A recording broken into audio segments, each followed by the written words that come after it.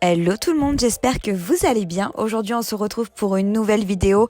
Et oui, comme vous pouvez le voir, c'est enfin ma vidéo bullet journal du mois de septembre. Le mois est fortement entamé, mais j'avais quand même envie de vous publier le bullet journal de ce mois-ci. Donc c'est parti, let's go, on commence. Donc on va commencer un peu différemment d'habitude en fait, pour tout vous dire. Je ne vais pas commencer directement par vous montrer mon bullet journal. On va d'abord commencer par autre chose. Je vais vous montrer d'abord le matériel que j'utilise du coup pour le bullet journal. Donc pour ce bullet journal en particulier, mais qui peut être utilisable à peu près pour tout.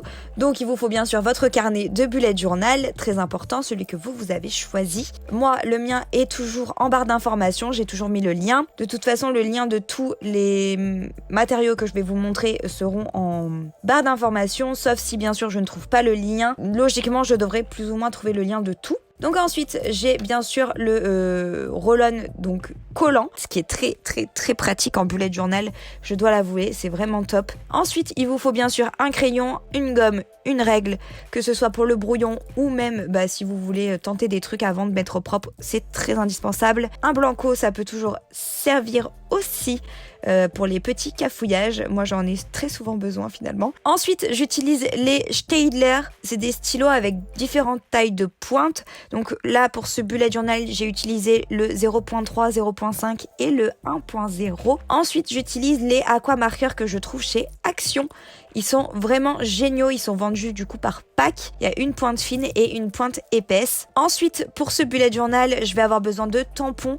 Donc ça, c'est des tampons que j'avais trouvé aussi chez Action.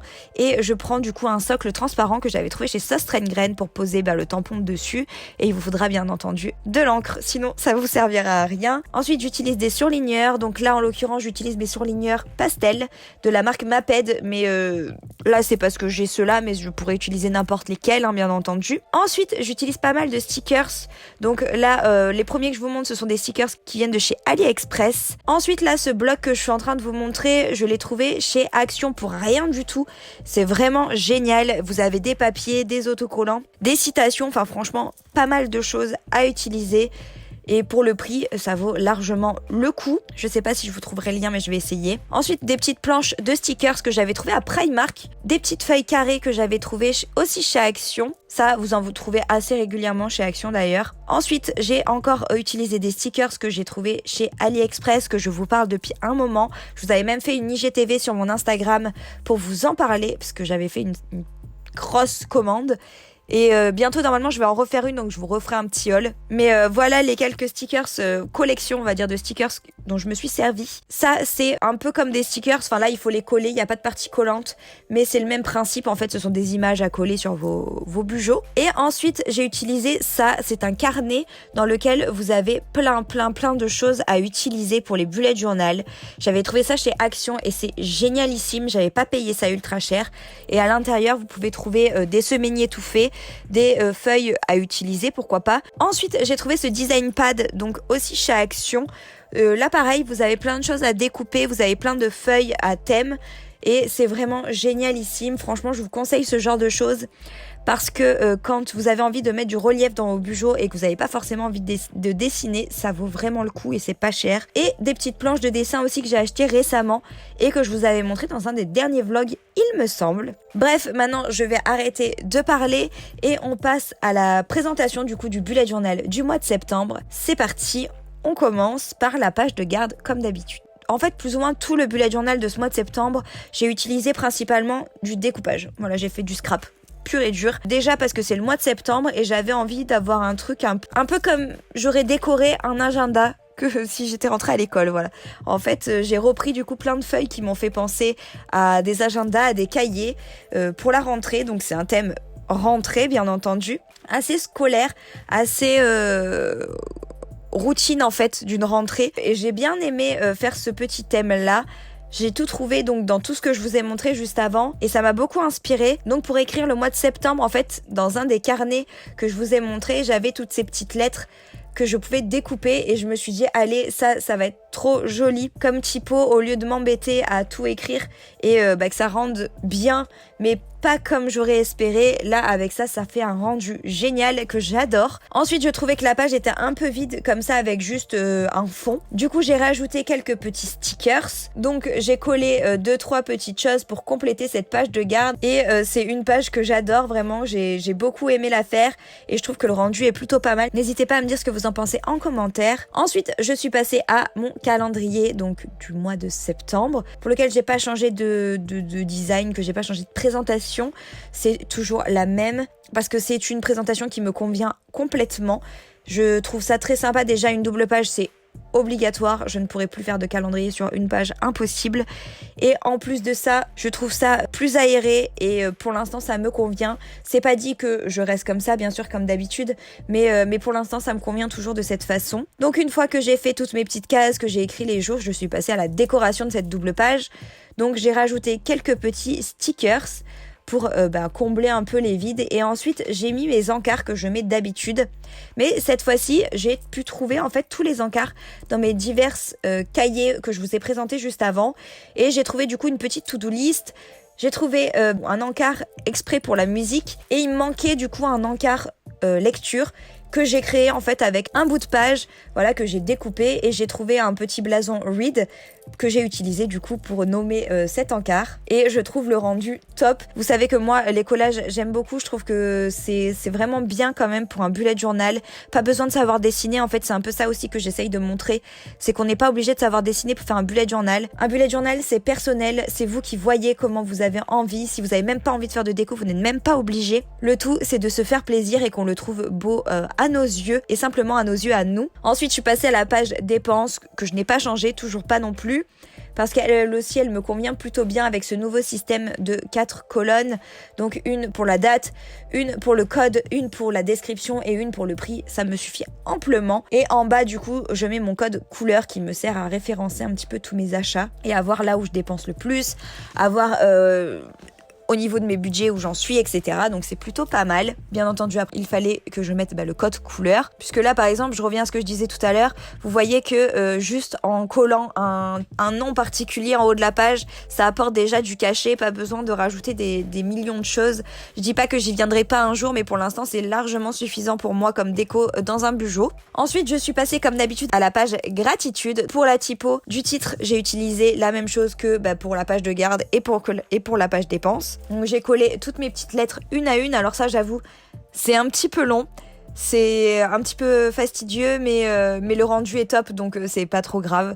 Et puis ça reste pas non, enfin c'est pas non plus 3 quarts d'heure sur un titre, mais c'est vrai que c'est un peu plus long que si je l'avais écrit moi-même à la main. Et ensuite comme pour toute page gratitude je mets un tout petit peu de déco en bas de page, mais je surcharge pas parce que je veux avoir de la place pour écrire mes gratitudes, donc je mets un tout petit peu de décoration, ça suffit amplement, pas besoin de plus. Et ensuite alors je suis passée à une page que je n'avais plus fait, il ne me semble pas que je l'avais fait cet été. En fait c'est ma page learning, donc ma page apprentissage. Donc en fait je note les catégories des choses que je veux apprendre, donc pour faire un suivi tout simplement, pour voir combien de jours dans le mois je travaille là-dessus. Je note toutes les catégories, d'ailleurs là j'en ai oublié une, mais vous pouvez noter vraiment toutes les catégories que vous voulez en fait, tout simplement. Et après vous faites vos petites cases pour en avoir assez pour chaque jour du mois. Ça c'est un petit peu long, j'avoue. Après vous n'êtes pas obligé en fait de faire des cases, hein. Vous pouvez juste vous servir des carreaux, des petits pointillés, faire juste des petits carreaux ou ne rien faire du tout et colorier quand même une mini case sans avoir fait les contours au préalable, parce que c'est pas forcément nécessaire. Moi j'aime bien, mais c'est mon côté un peu psychorigide je pense, mais vous n'êtes pas du tout obligé de faire des petits carreaux. Et je vous disais tout à l'heure que le blanco est indispensable parce que là je m'étais trompée et j'ai dû effacer, et heureusement que j'ai ça parce que sinon ça aurait fait extrêmement laid et ça m'aurait pas plu du tout. Donc voilà le résultat de cette petite page, c'est pareil, c'était tout simple. J'aurais pu mettre les titres en couleur, mais en fait comme les cases vont être mises en couleur au fur et à mesure avec des surligneurs, je voyais pas trop l'intérêt. Dans tous les cas, il y aura de la couleur sur cette page à la fin. Ensuite, je suis passée à une page challenge. C'est une toute nouvelle page dans mon bullet journal, voilà, c'est une innovation. En fait, ça, je me suis un petit peu inspirée des bujots de Margot, des astuces de Margot. Je vous le mettrai sa chaîne YouTube en barre d'informations, qui, elle, voilà, depuis quelques temps, je crois que depuis janvier, il me semble qu'elle fait ça, elle se met des petits challenges chaque mois. Et j'ai décidé de faire pareil, en fait, pour le mois de septembre, même s'il est bien entamé. Mais je me suis dit que c'était sympa de rajouter une petite page challenge, du coup, pour accomplir certaines choses et pour me booster à accomplir certaines choses. Je vais essayer le mois prochain de vous montrer en fait le bujot utilisé avant de commencer le bujot d'après. Si ça vous intéresse, n'hésitez pas à me le dire en commentaire si vous avez envie de le voir un petit peu rempli, voir comment je le remplis, voir ce que ça donne aussi quand c'est rempli. N'hésitez pas à me le dire en commentaire et si je vois qu'il y a une majorité de personnes qui veulent voir ça, je vous le rajouterai dans la prochaine vidéo bullet journal, donc ce sera pour le mois d'octobre. Ensuite, je suis passée à mon semainier, donc là je vous le dis, je vous ai fait qu'un semainier en vidéo parce que sinon c'était beaucoup trop long. Donc les semainiers ressemblent fortement au dernier que vous avez pu voir dans mes vidéos bullet journal que je vous mets dans le petit i. J'ai gardé la même présentation, j'ai juste adapté le thème comme d'habitude puisque c'est bien un bullet journal, puisque vous pouvez partir d'une même base et juste adapter en fonction des thèmes que vous faites. Donc une fois que une présentation vous plaît, vous n'avez qu'à l'adapter à votre thème et c'est tout, et ça c'est chouette. Bien sûr, il faut le temps de trouver une présentation qui nous convient, mais une fois que c'est fait, c'est vraiment très très sympa. Au niveau du semainier, j'ai pas grand chose à vous en dire puisque c'est la même présentation que d'habitude. Ensuite, du coup, comme je vous ai dit, j'ai passé les autres semainiers et j'ai rajouté une page du coup pour l'automne, pour laquelle j'avais envie d'écrire une to-do list de choses que j'avais envie de faire pendant cette saison d'automne. Voilà, tout simplement. Donc je vais faire ma petite to-do de plein de petites choses que j'ai envie d'accomplir pendant ces 3 mois d'automne, donc du 21 septembre au 21 décembre. Et j'ai mis des décorations un petit peu automnales du coup. Forcément, on parle d'automne, donc je me voyais pas mettre des fleurs comme si c'était le printemps, ça n'avait aucun intérêt. Et j'ai rajouté du coup cette petite machine à écrire que je trouvais trop mignonne et que j'ai trouvé aussi dans un des cahiers que je vous présentais d'Action. Et Action, franchement, c'est vraiment une mine d'or pour tout ce qui est papeterie. Donc si vous cherchez des endroits où acheter des choses de papeterie pas chères, bien, je vous conseille vraiment Action, ça vaut le coup. Là, je ne vous montre pas cette double page, vous la verrez dans la prochaine vidéo qu'il y aura sur ma chaîne. N'hésitez pas à me suivre du coup, comme je vous disais, sur Insta pour savoir quand est-ce qu'elle va sortir. Ce sera vraiment la vidéo juste après celle-ci, donc on se retrouve vite pour ça. Et ensuite, donc pour la dernière page de ce bullet journal, j'ai décidé de remettre un suivi de mes lectures parce que je l'avais fait dans un de mes anciens bujots et c'était plutôt cool en fait de pouvoir voir mon avancée, de voir à quel rythme je lis, etc. C'était très intéressant. Donc j'ai décidé de refaire, voilà, de tout simplement refaire cette page. Ça c'est pareil, je vous montrerai au fur et à mesure comment je la remplis. Parce que là, bien sûr, elle est toute propre, toute neuve. Il n'y a pas écrit de livre ni rien. Mais en gros, la flèche, je vais la colorier d'une certaine couleur par rapport au thème du livre. Donc que ce soit un roman, un livre de développement personnel ou un BD et manga. BD et manga sont sous la même couleur. Et donc la phrase que je note en bas, c'est juste que je précise que pour chaque session de lecture, il y aura une couleur différente dans la jauge. Au moins, je me retrouve un peu plus. Et voilà tout pour ce bullet journal du mois de septembre. J'espère qu'il vous aura plu. N'hésitez pas à me dire ce que vous en avez pensé en commentaire. N'hésitez pas à me dire si le fait que je vous donne le matériel avant de voir le bujot, ça vous plaît ou si vous préféreriez peut-être après. N'hésitez pas aussi à liker la vidéo si elle vous a plu. N'hésitez pas à vous abonner si ce n'est pas encore fait parce que je sais qu'il y a beaucoup de personnes qui regardent mes bullet journal mais qui ne sont pas forcément abonnés. Donc n'hésitez pas à le faire, ça me fera plaisir et ça me permettra de voir que ça vous plaît. Donc sur ces belles paroles, je vous embrasse très très fort. On se dit à très vite pour une nouvelle vidéo. Ciao ciao.